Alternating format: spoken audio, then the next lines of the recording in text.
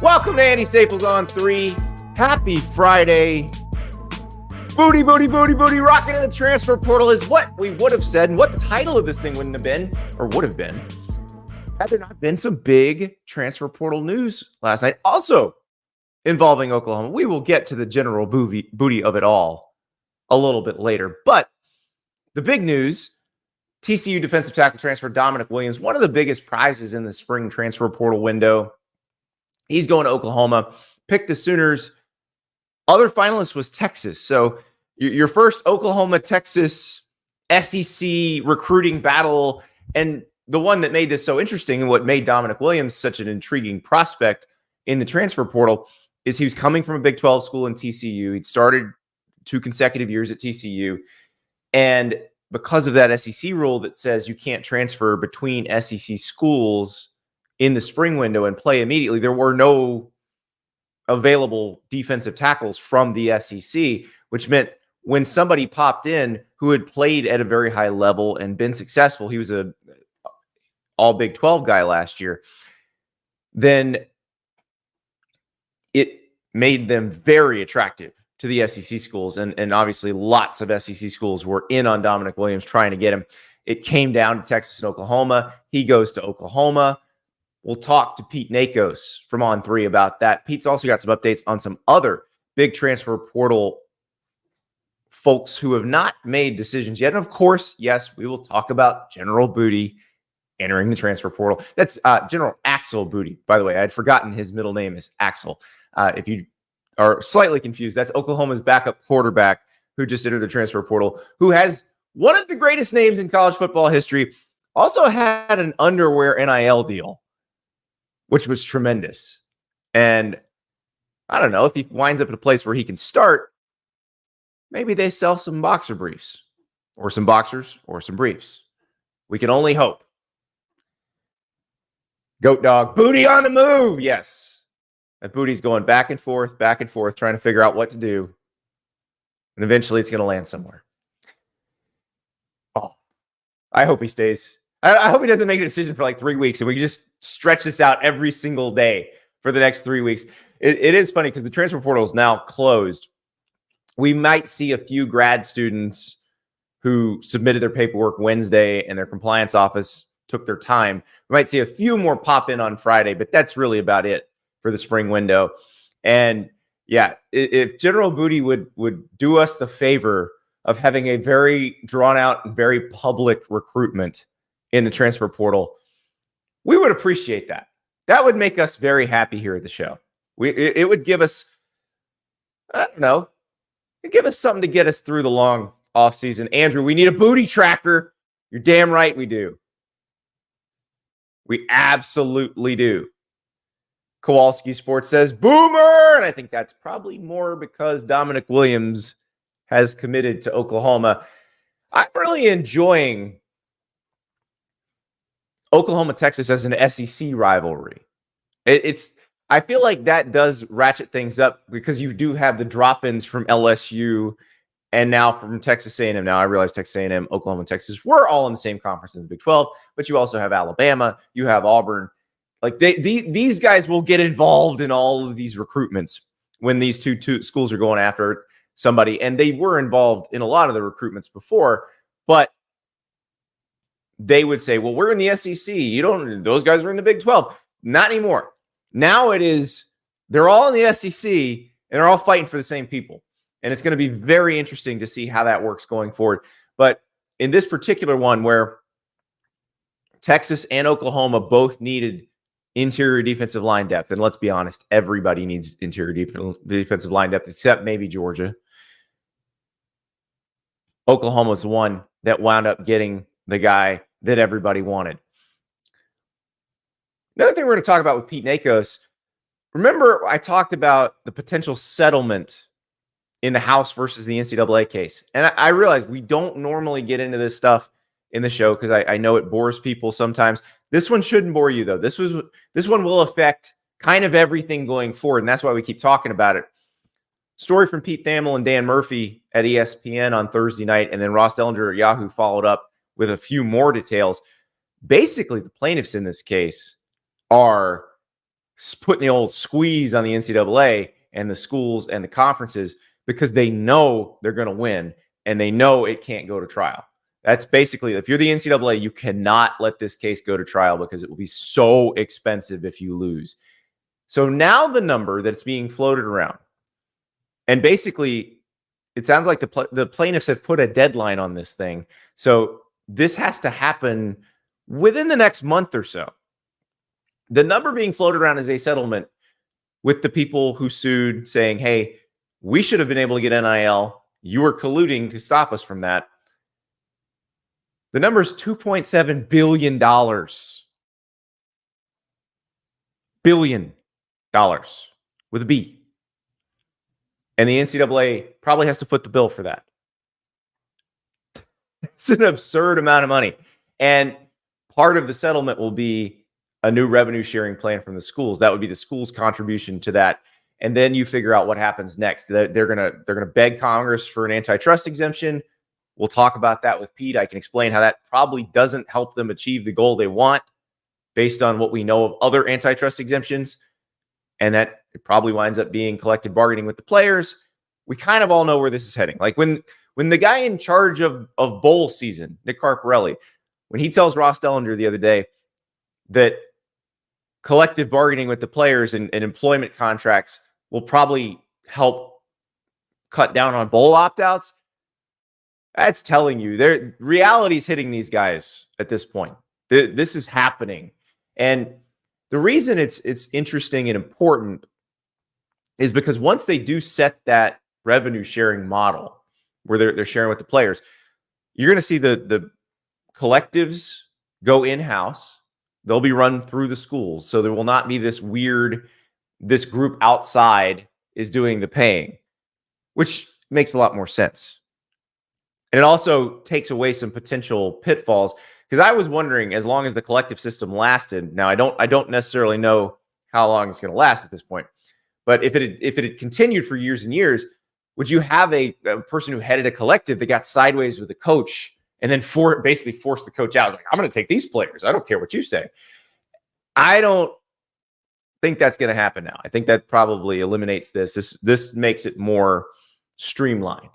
And then also the other part of it, and this is the part that it sucks to even speculate about, is what does that mean in terms of further consolidation of the leagues? What does that mean in terms of the sport seems to be headed toward a super league of some sort? This is why I said when they started tweaking the playoff again for 2026, I was like, don't get too tied up in that, because by 2026, it might look completely different. That's what I was talking about. I was talking about this coming down the pipe and then what happens, the dominoes that fall after this. This is happening a lot quicker than these guys, I think, were prepared for, even though there have been people like Greg Sankey in the SEC who've been warning everybody, hey, this is coming. It's happening. So watch out. Watch out. Goat Dog talking about my A&M, Oklahoma, Texas, all the above comments in the rivalry. It's funny because Missouri and A&M weren't big rivals on their merge. Oklahoma and Texas coming in swinging early like the two cousins who hate each other at the family reunion. Yeah, they've always been rivals. Like they were rivals when they were not in the same conference. So of course they're going to be in the SEC where everything gets ratcheted up.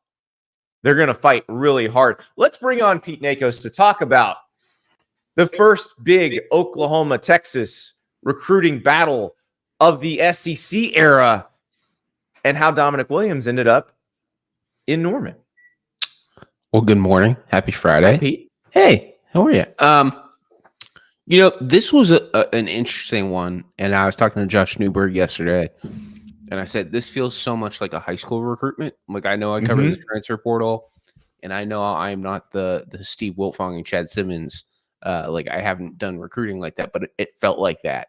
And the reason why is, like, even late in the last night, like after 7 p.m. Eastern time, there was really no sense in either camp of which way Damonic Williams was really going to go.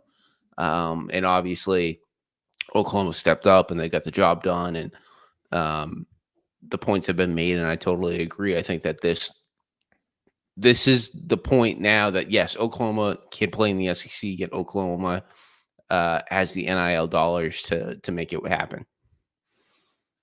Well, and that's I'm throwing some comments up in the chat, and it's some Oklahoma fans having fun with the notion of Broklahoma, which is what some of the Texas fans were throwing at them. And we talked about this going back years, even before NIL. It's like, who's going to possibly win a bidding war with Texas? It's not like Oklahoma doesn't have a rich, storied college football history. It's not like Oklahoma didn't have a history of, back in the old days, like Barry Switzer. I don't think he followed every NCAA rule to the letter. Like, Oklahoma's been in this game a while too. Yeah. And, like, they needed this to happen too, Andy. You talked to the football folks and everything. And I mean, there was a real need to add another guy on the defensive tackle position in this portal, and they probably get the best guy available at this point. So it was a huge win for Oklahoma. Well, and the other part of it is, and I was talking about this earlier, that the SEC rule that says you can't move from one SEC school to another, play immediately, that limited the amount of people we were going to see in this portal. It limited the amount of, because how many D tackles, DNs who hit the portal are really capable of starting on a higher level SEC team? There's not many. And so Damonic Williams, who was a starter as a true freshman on a team that went to the national title game, like, he's a unicorn in this situation. Yeah, and it's had some conversations yesterday, and obviously NIL weighed big, and there was definitely some negotiations late into the day yesterday. And I know that there were some people who were like, darn it, but we're gonna have to move on. Like, we cannot reset our locker room right now with this deal. So that was a conversation for some programs yesterday, I know for a fact. Well, and that is something that everybody talked about with NIL, and it is a real thing. And I think schools are understanding of that. And I think you've seen that more at the schools that have been good and have stayed good. Like, they understand you don't want to drop a guy who maybe others perceive as being overpaid into the locker room, because players more than anybody else have a sense of who should be getting what.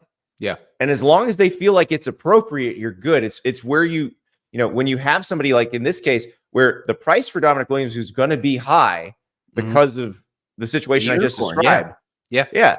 But like you said, you've got to be careful when you make these deals, because you do not want to upset everybody else and have them saying, well, okay, I need to redo mine now. Yeah. And like, the portal was closed obviously yesterday, but at the same time, I mean, you can't afford for your defensive tackle room to be a mess entering fall camp, right? In terms of the chemistry and everything like that, just can't happen. So I think that definitely weighed in. But I mean, kudos to Oklahoma, man. They probably get one of the top 4 guys that have gone in the spring portal cycle. And I mean, you talk to people around Norman, and going into the 15-day spring portal, it was evident that the priority was going to be on the defensive line and then the offensive line. And they've done both now. They picked up Branson Hickman, the SMU offensive lineman, and now they go get Damonic Williams. Yeah, so they have filled the needs, and Brent Venables. Let's see Brent Venables in that 52 jersey. Producer River, let's see that photo. It's coming. But there's Brent Venables wearing Damonic Williams jersey. Yeah, looks good on Venables. Venables looks good in a 50 number. He played linebacker, so it makes sense. But this is you're right. This is them filling needs. Texas needed defensive tackles too, probably not as badly as Oklahoma, but when you lose a first rounder in Byron Murphy, the second rounder in Tavondre Sweat, yeah, you're always looking for more talent. Yeah, so I mean, they got the Arizona D tackle Bill Norton. I have a feeling that they're going to get involved with Derek Herman, the Michigan State D tackle. So we'll have to keep an eye on that one. Speaking of guys who transferred from Michigan State who play on the defensive line, Simeon Barrow, you talked to him last night. He has got it narrowed down to 2 SEC schools and an ACC school. Yeah, he told me he wants to announce his commitment today. He's pretty sure. So he's down to LSU, Missouri, and Miami, and he's gone on 3 visits. He's gone on visits to each school, in that exact order. I'm gonna put in a prediction in this morning, Andy. I think he will be a Miami Hurricane. I'm pretty confident in that. Interesting. Yeah, it would be another huge pickup for the Hurricanes in this spring portal window. And my other instant reaction is it might leave LSU scrambling if he does become a Hurricane like I anticipate. Yeah, because LSU's tried to get almost all of these D-line guys and has not been able to get one yet. The Miami situation, they got Damian Martinez from Oregon State. They got Sam Brown, the receiver from Houston, that now potentially Simeon Barrow.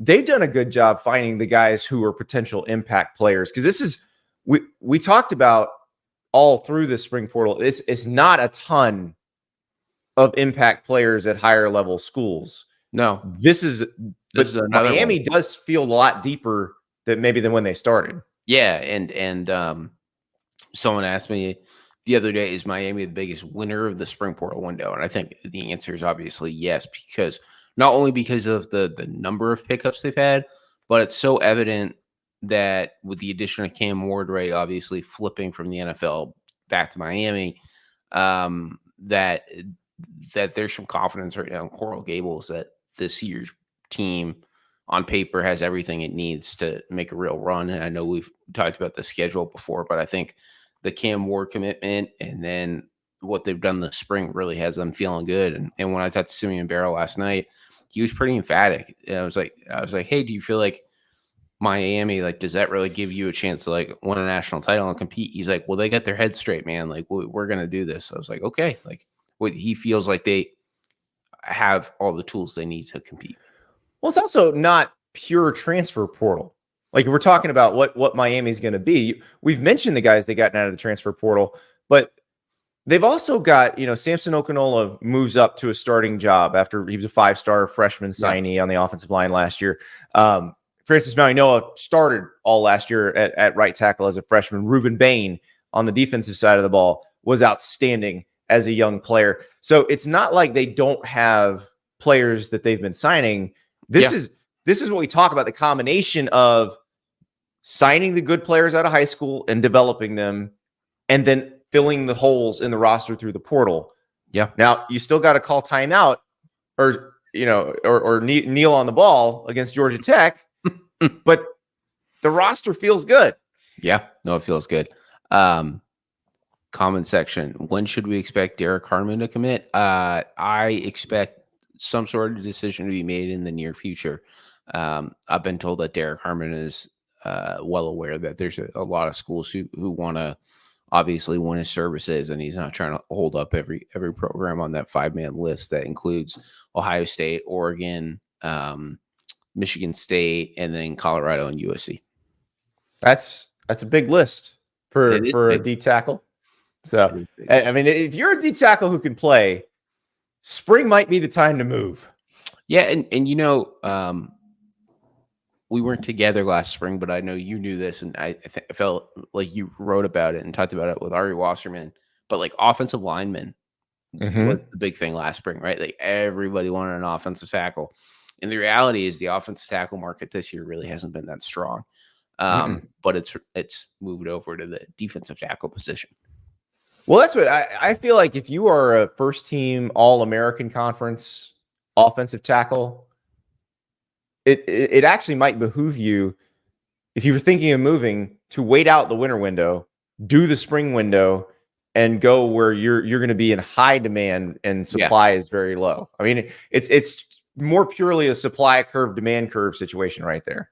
Now, if you're a quarterback, though, get in. Oh, no, go. Yeah, don't wait. Yeah, now we do have more Oklahoma-related transfer portal news. We did talk about Damonic Williams. That's the big news. So we talked about that. But General Booty is in the transfer portal. The greatest name in college football, the highest ranking player in college football. David in the chat says, when we're tracking General Booty's potential schools, we need to call it the Booty Listish. Where might General Booty wind up with his underwear NIL deal? So you see me looking at my phone. General Booty sent me a list of schools who he's been in contact with. So I wanted to come on, right? Tulsa, Samford, UTSA, and Louisiana Monroe. Those All are right. the first 4 or 5 that reached out immediately. Look at that, General Booty. Listen, we need this man to have a chance to start. I have never yelled at a television as much as during that 2022 Oklahoma-Texas game. Remember, Dylan Gabriel was out with a concussion, and Oklahoma was struggling to get their offense going, but they would not put General Booty in the game. It drove me insane. I have never yelled at the TV as much as I did that day. I'm like, guys, he's right there. Just put him in. Go to Booty to the Warhawks. War Booty. Oh, man. We got Samford fans in the chat. Listen, this might be the most highly anticipated transfer portal recruitment of all time. It sure is. I mean, and as he's an NIL star too. He has his own underwear collection. He came out with the General's Crimson Cream like 2 years ago. I mean, the guy is rolling.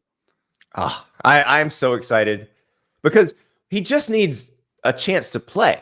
Like once he's he's QB1 somewhere, like the NIL market on that team just goes through the roof. So whether he's a ULM Warhawk, a Samford Bulldog, if he's Tulsa Hurricane, whatever it is, that will be a boon to that particular program and the other play. Like, imagine being the center snapping to General Booty. Like, there has to be some NIL dollars in that. Yeah, no, you're right.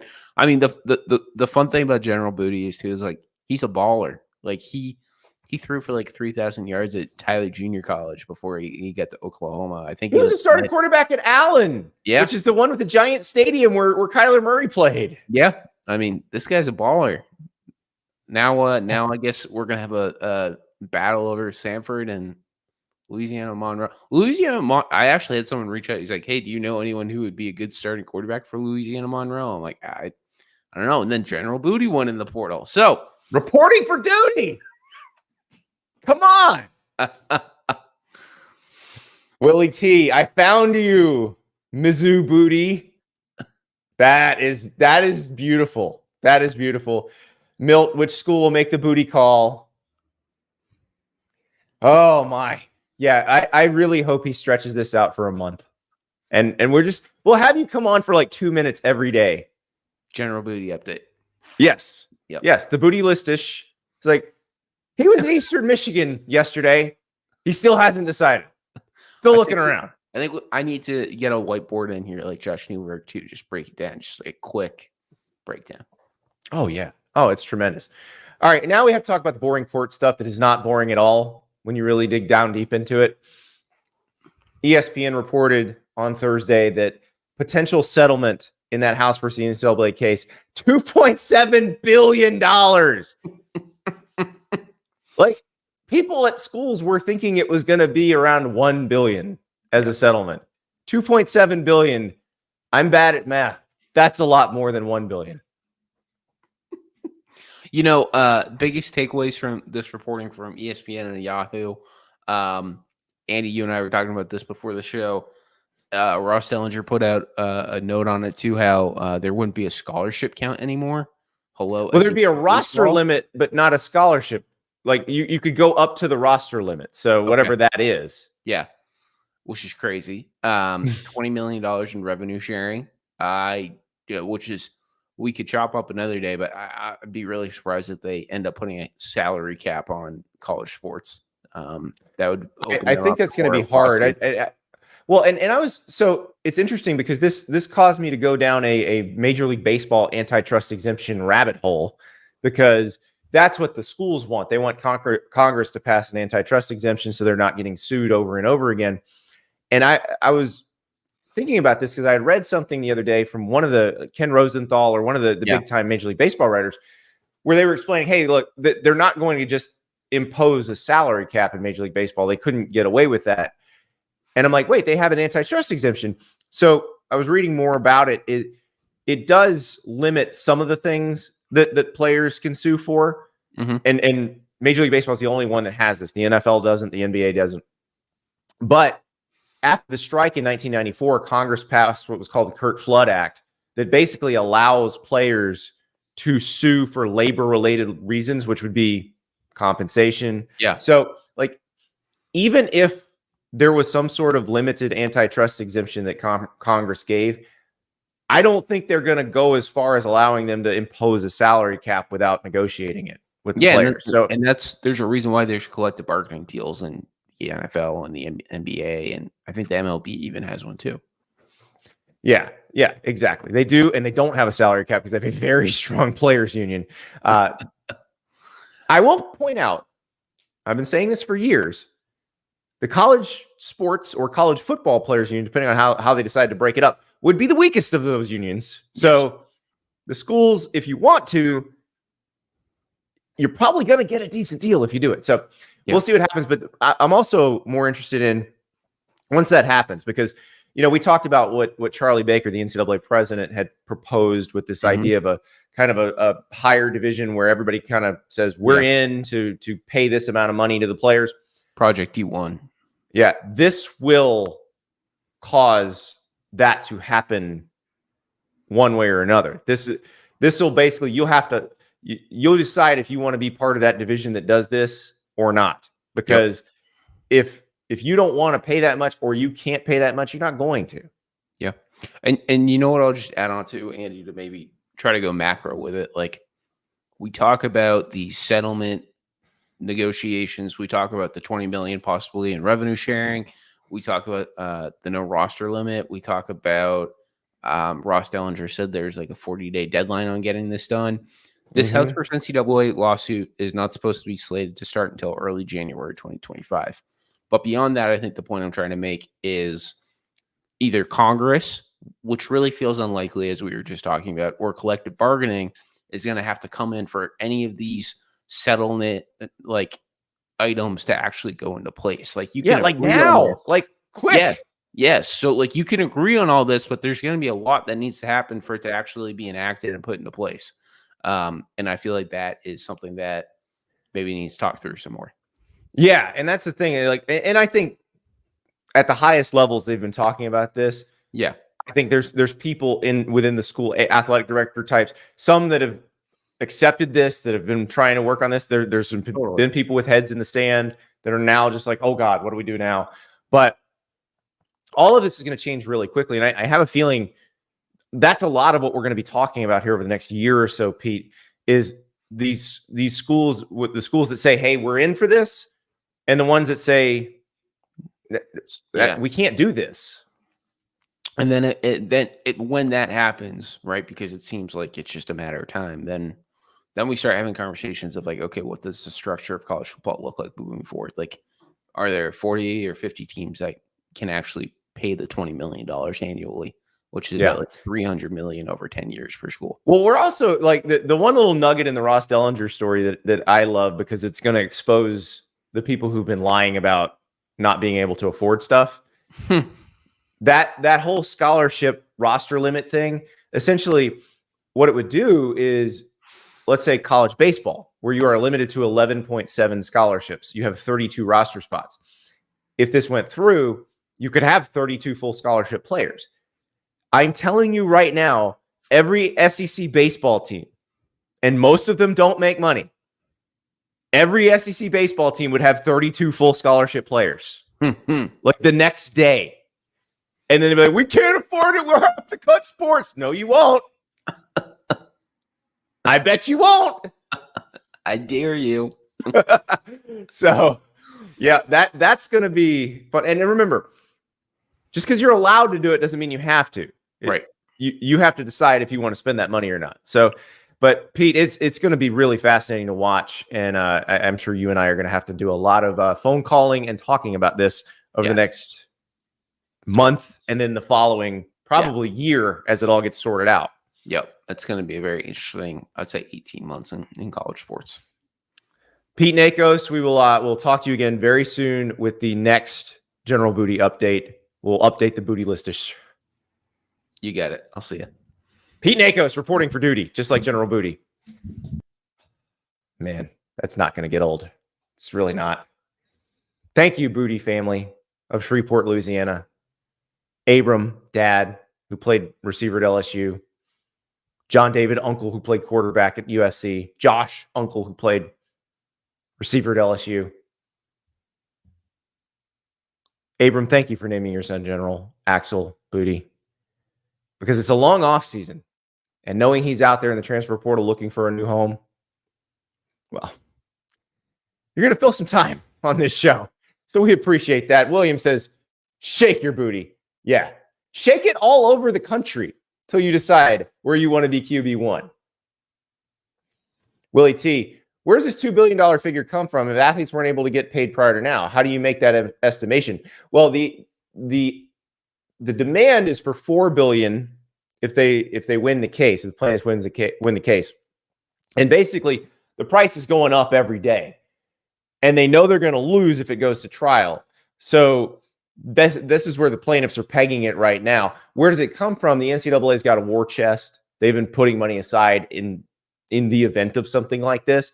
Also, they probably would withhold revenue distribution from the NCAA basketball tournament to schools to help pay for it in the future, because they're not sitting on that pile right now. They're going to have to move some stuff around.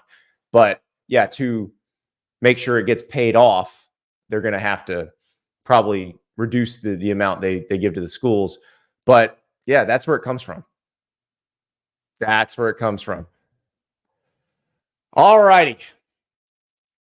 On to the football field. We talked about Oklahoma. We talked about Texas. There's another school in the SEC that recruits in the same footprint that was recruiting very, very well for a while under Jimbo Fisher. But then Jimbo Fisher was not doing much with those recruits.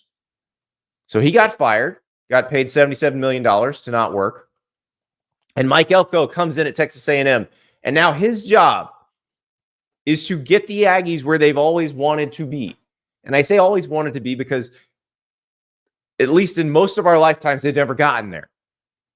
1939, the last national championship for Texas A&M, but they have all of the resources, the location, everything you think you need to be competitive for national titles. Yet it just never seems to quite work out for them. Now it's Mike Elko's turn to try to make that work, and takes over a roster that has some really nice players, but also had a lot of holes.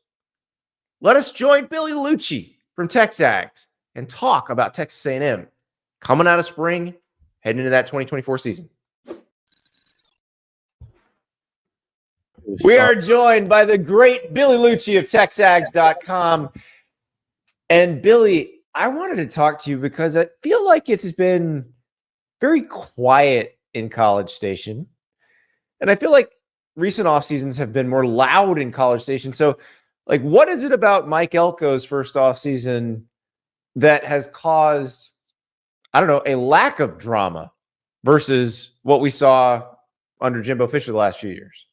Well, I think the stuff under Jimbo, well, first of all, we had there was the whole Saban, Kiffin, Jimbo feud. So that was about the loudest of off season that you could have. Then there was maybe it was last off season was a lot of portal stuff.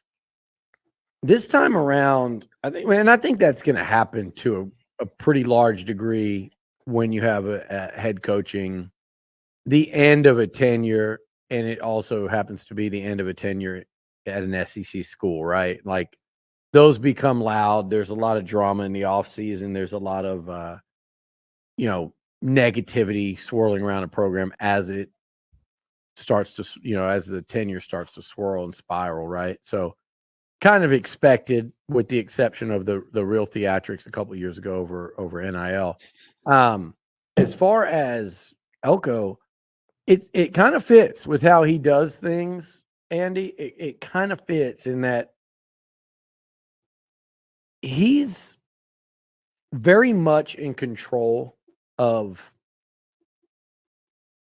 every aspect of the program, and I mean that in a good way, not a I'm the only Got a one. micromanager way. Not in a micromanager, but more of a, hey, this is how it needs to be, and he's got people that he trusts that do it. It's just very, very organized, very in control, an entire staff on the same page, and it just, I think when you have that, and I think a noticeable level of discipline change, not just when you watch practices, but in the day-to-day operation of the program. And I think even within the staff, kind of, hey, Andy Staples, you got a job, do your job.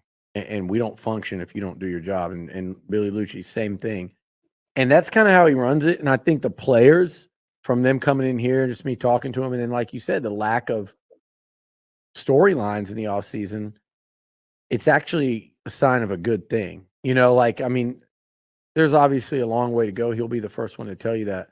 But it's certainly the sign. It's a good sign that things have been so quiet, particularly in the portal. You know, this spring portal came and went. And, Andy, there was a massive culture change, a 180-degree difference in day-to-day expectation. And, you know, you bring in a guy like Tommy Moffitt that doesn't go easy on them day-to-day in that weight room. And I think you lost like 3 guys that came in at the midterm, and just, quite frankly, you know, the realization was they're not going to play. And, you know, a veteran that hadn't got on the field yet in Bobby Taylor is looking for a couple of guys like that. The only player you lost that was likely to, you know, have a chance to play for you this year was Bryce Foster. And I think, you know, if Bryce could be in maroon and white right now, he probably would. I just think he realized that it wasn't. I think both sides realized it wasn't a fit. It'd be best if it was going in a different direction. And I think, Bryce is the center. Mark Naboo is the guy who would take over at that point. Yeah. And, you know, it's interesting to me because we talk about this. This is what we heard about the tail end of the Jimbo Fisher administration. I realize, look, everybody comes out of the woodwork when a guy gets fired and says, well, this was happening. But it does seem like some of the issues that were plaguing Texas A&M over the last year or so were guys could do kind of what they wanted, and there weren't a lot of repercussions. And like you just mentioned with the employees, you know, they're being told, hey, do your job. The players now getting told that too. How does that change things? How different does that make it within the locker room, you know, within the offseason program even? I just think when you see certain guys that stayed on with a new head coach and a new scheme, and they had a real opportunity to just cut and run right when the season ended. They had a real opportunity to cut and run at the end of spring. Like guys that, the starting caliber guys that were coming back, the big names, and believe me, there are still some big names, and there's some NFL-bound guys on this team. They were getting offered real money to go play elsewhere, particularly in this very league. And the fact that they didn't, and then on the second time around, now you're talking more about the guys that went through spring and realized, hey, I don't have a job locked down. I'm not guaranteed to start here. I need to compete. And they didn't leave either. That tells me they like the way they're being coached. They like where the culture's at, and they believe that they'll have, you know, a fair shake to play if they do what the coach says, and they like kind of the feel and the vibe of the program, because otherwise you would have seen that exodus that people talk about.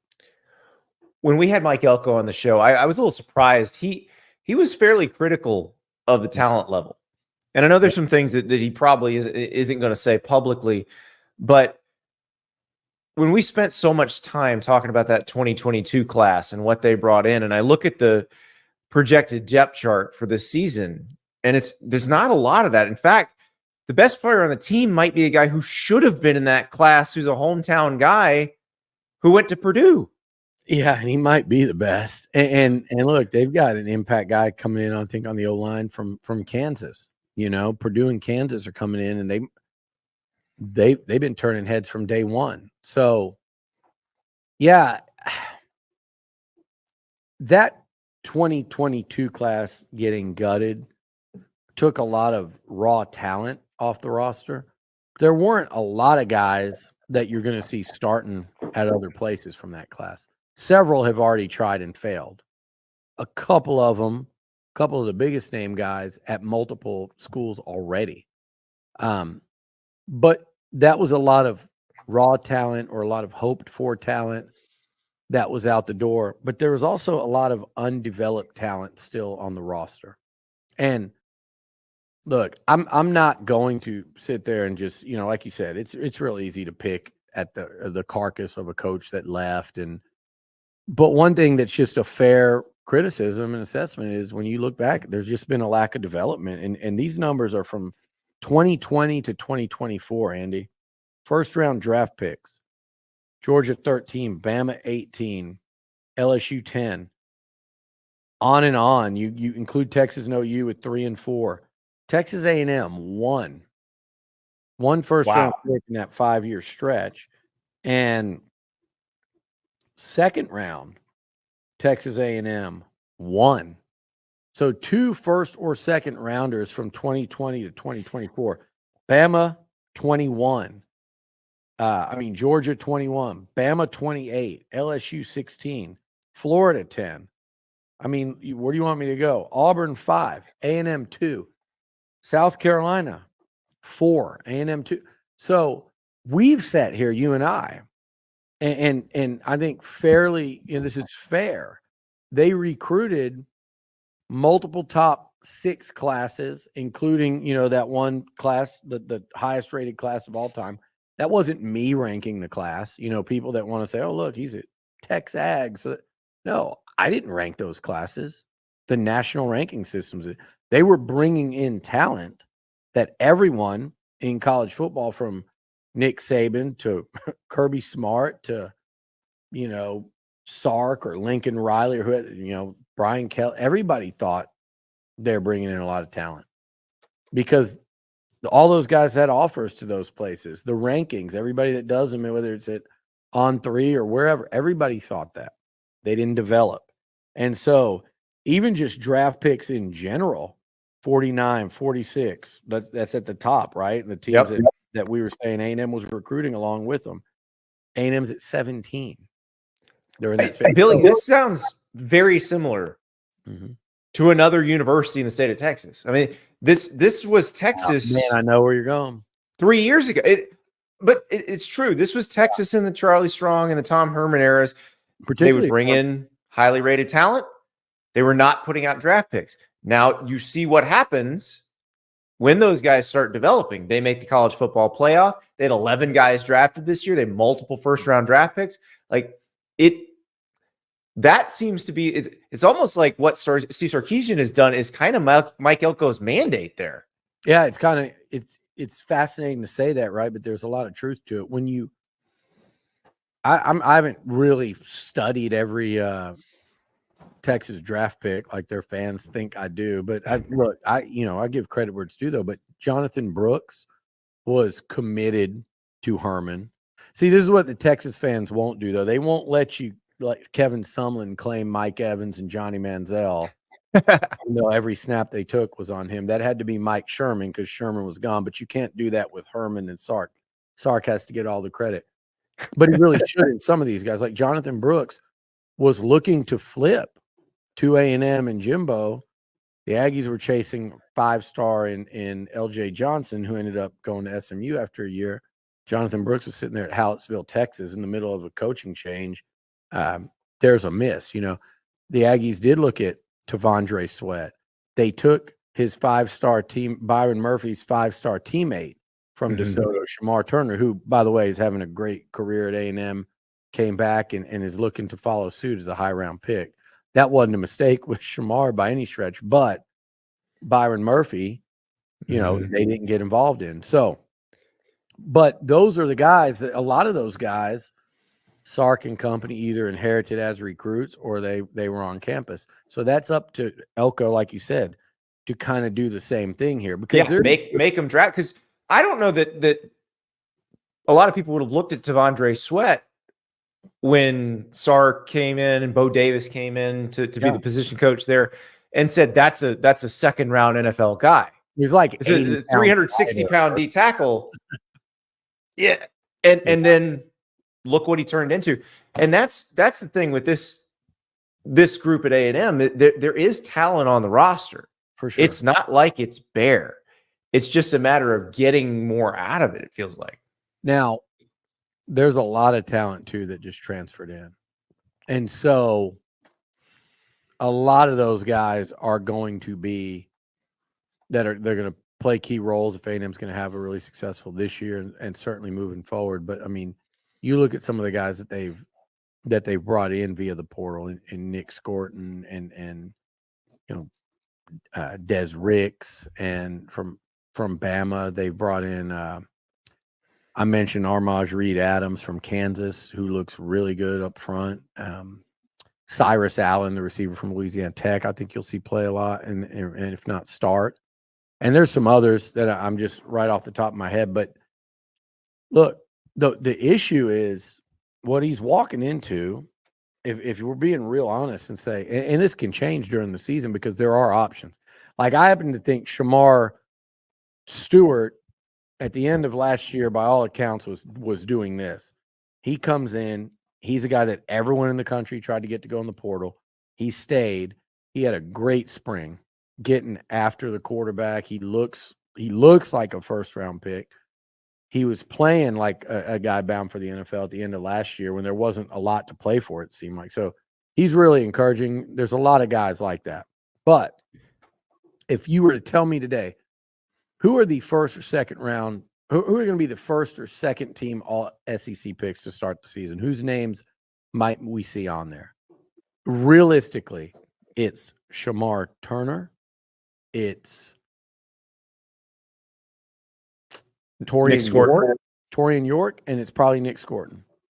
Yeah. And I may be leaving somebody. That's probably it if we're saying first, second team preseason. I'm not saying no one can get there, but those are three. Two of them, one of them is a transfer. And then if you said, and I talk to these scouts all the time, who are the top 3-round picks this year? Not on campus, but like this year. You could probably say that with the potential, it's probably Turner, Stewart, who we talked about, and they would tell you maybe in Scorton. Again, one of the three wasn't even on campus. So they inherited plenty enough to compete very quickly, but this is not a roster loaded with NFL bound like talent in terms of the immediate future. Highest end. They're going to have to develop it if they're going to. Well, there is one guy who I think, if he lives up to his potential, has an NFL future, and that's Connor Wegman, the quarterback. Yeah. And we haven't seen him since he got hurt last year. Obviously, he was there in the spring. He's still recovering. I heard Elko say the other day that he feels like he'll be fully ready for camp. But how different can this offense be with a healthy Connor Wegman? / solid offensive line play. Right, that too. Solid. I'm not saying great. With that combination, I think people have forgotten what Connor Wegman was putting on tape before he got hurt against Auburn last year. I think people forget that the SEC Nation came in that weekend, and if you'd have heard the things that group, which includes a couple of guys that really put a lot into studying the quarterback position, what they thought of Wegman and his trajectory and his arc already, 4 games into that season, the way he ended his freshman year in that game against LSU, the way he played in his first career start that season, a year before against Ole Miss, and then to carry it through even in that loss to Miami. People are looking at that tape that I respect, that have nothing to do with A&M, going, go look at some of those throws and where he placed the ball and the pressure he was under and how many hits he took and the guts he had standing in there. So there's a ton to work with. The key is, he has to be healthy. I think what Mike Elko and Colin Klein did this spring was really significant in that Connor wasn't 100%. A lot of times in college football, you go not 100%, just sit him. We always think that, right? No reason to risk making it worse. Well, they determined that there wasn't the risk of making it worse. It just was he was not yet full speed. Those muscles around that injury, he had not been able to, fully strengthen them. And that's kind of, from talking to Connor, what happened while practicing. He wasn't going to get hit, but I watched him in the first spring practice and I watched him in the last, and it was night and day how far he came in terms of his agility, mobility. And he still, like, people that came to the spring game went, uh-oh. And I'm going, no. If you'd have seen him 15 practices ago, you'd have said, uh-oh. I thought that was really good. And more importantly, Andy, for the mental side, for Connor to practice with the ones, with this football team, with his teammates, and also to learn the offense while actually executing the offense and not watching from the sidelines.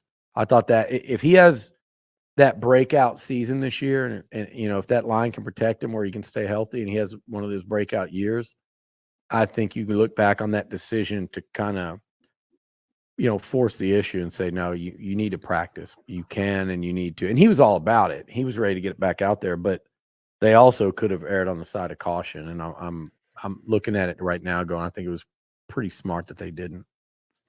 Well, and the other thing is that they need to have him ready week 1. I mean, Notre Dame's coming in. That's going to be a huge game.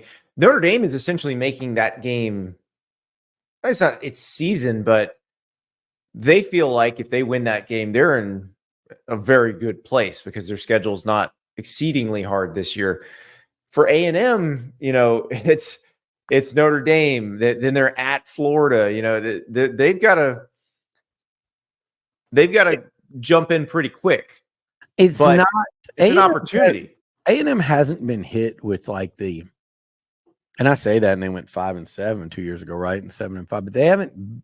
The SEC hasn't handed them any type of like brutal, unmanageable, you can't survive it schedule like the one Florida probably has this year.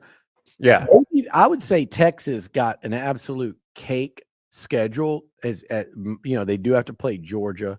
Michigan doesn't count. We're talking about conference here. right. They got handed a cake schedule by the SEC in year 1. And they do have Georgia, but they also get them at home. But outside of that, man, it was silver platter for year 1. But I say that as someone that's watched A&M in the last few years get handed some very manageable, and by SEC standards, they've had a couple cake schedules that they were not equipped to take advantage of.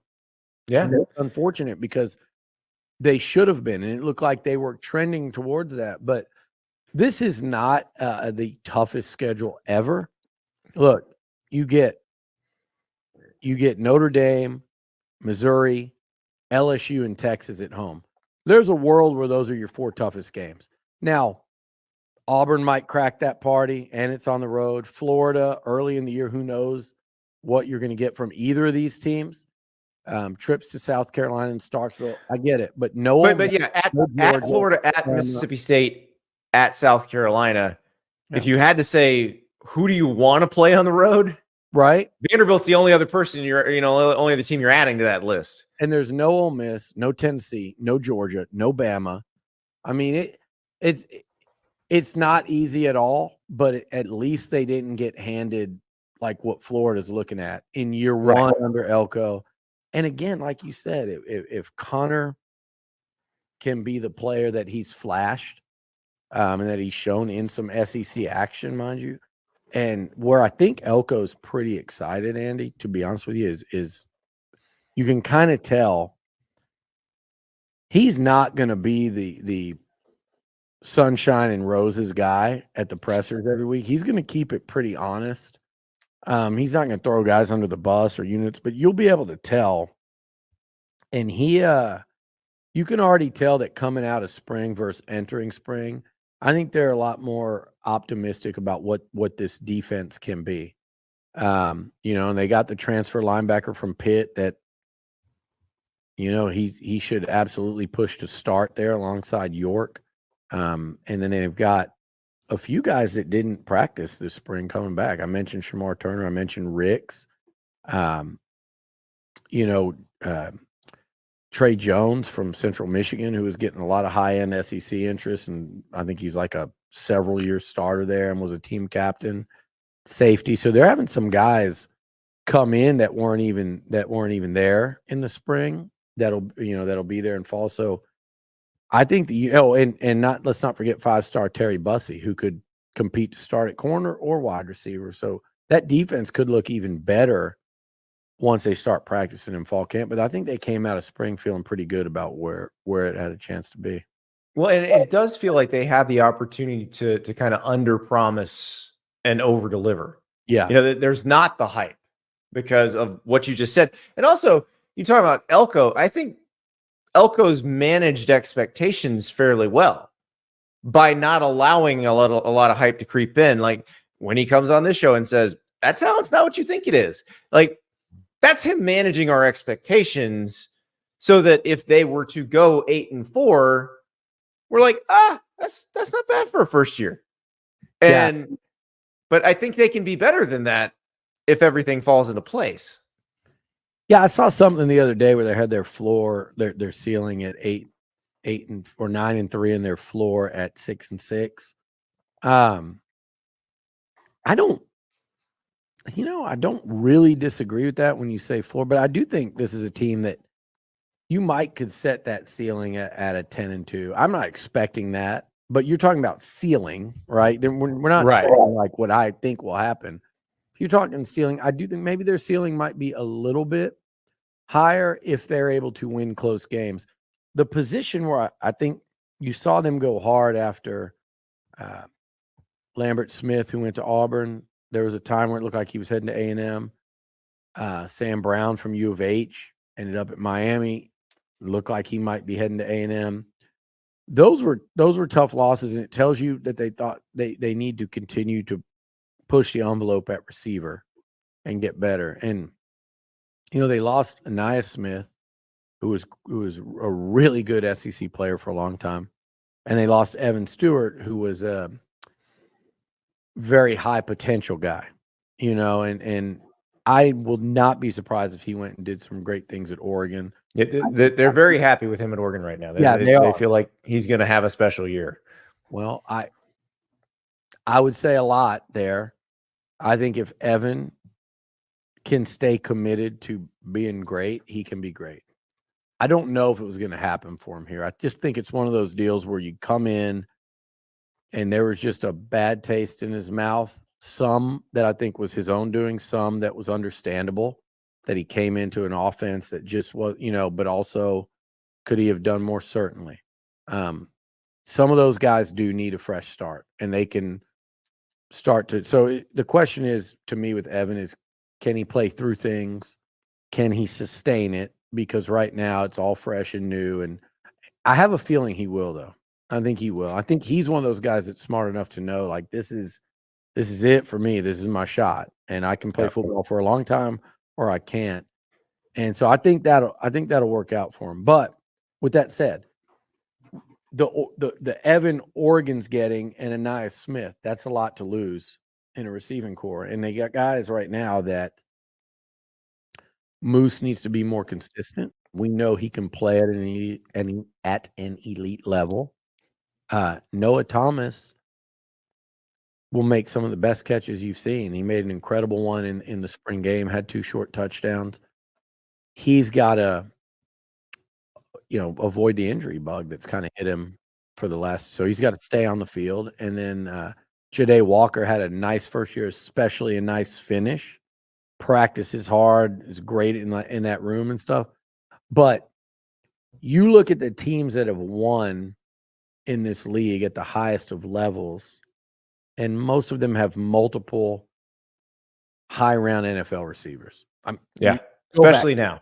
And if you want to say, well, Georgia didn't, I said, well, they had Pickens and we're not. Yeah, Ladd McConkey was Brock Bowers and one of the first picks of the second round, and Brock Bowers first rounder. So yes, they did have elite receivers. They were late to the party, but they got there. And but then everybody else, LSU, Alabama, just not even in the conference, but I watched A&M play a home and home with Clemson during the Trevor Oh, Lawrence. yeah. I mean, like, T. Higgins. you're not winning at that highest level without that. And that's a position where I'm going to have to see those guys really rise up and be players. I know they were pretty bummed when Jabri Barber from Troy hurt his foot because he was doing some really nice things in the slot. And he'll be out for a while. I think that's a longer term thing. Cyrus Allen will be a big deal. Freshman Isaiah Williams, who they took late from your Gators down there in Florida, but those guys are going to have to be contributors. And then Terry Bussey, like, does everything I just said mean that maybe he gets a little more of a look than expected on offense, or are they continuing to hammer the portal here? Oh, you just go Travis Hunter and play him 110 snaps. That's all you need to do. I don't even want to hear your opinion on everything going on in Boulder these last few days. Well, that was yesterday's show. That was all of yesterday's show. I'll have to So go back and watch because I was busy. But that one, oh man.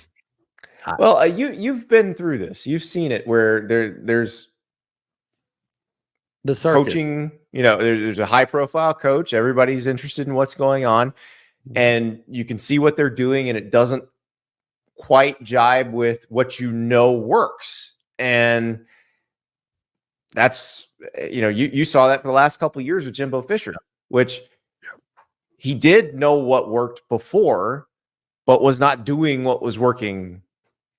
And I feel like that's the same way with Deion's roster construction. We'll see. Maybe I'm wrong. But the Jimbo thing, like you guys saw it kind of devolve, and you told me going into last season, hey, this could be it, because even with that big number, you just can't go on like this. And so they made the change. Elko's there now. We watched him work a miracle. Like that first year at Duke, he worked a miracle.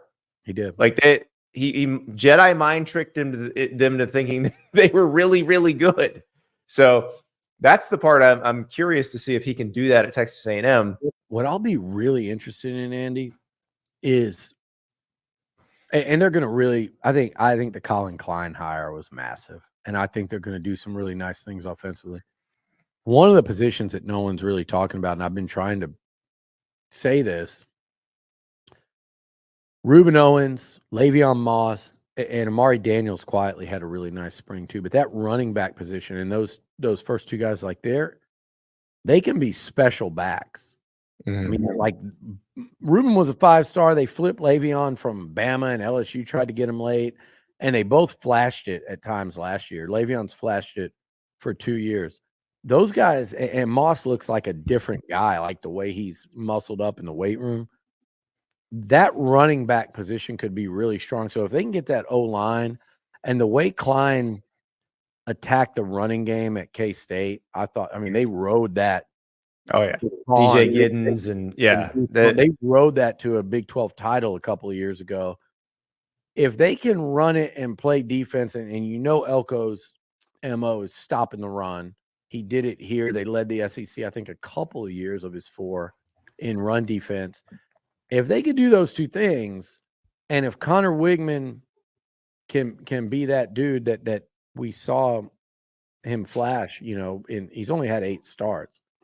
If those things happen, yeah, you go back to what he did in year 1 at Duke with the belief, and you go back to even what he did in year 2 at Duke and what he did with this defense in year 1 under Jimbo, with, I think, less talent. I don't think less talent. I know less talent. They had a couple of nice underrated linebackers, and they had players, but not like they do up front now. And I think quietly they're excited about the potential of the way things can shake out in that secondary. So that's kind of like when you say, will A&M hit that higher end of that range?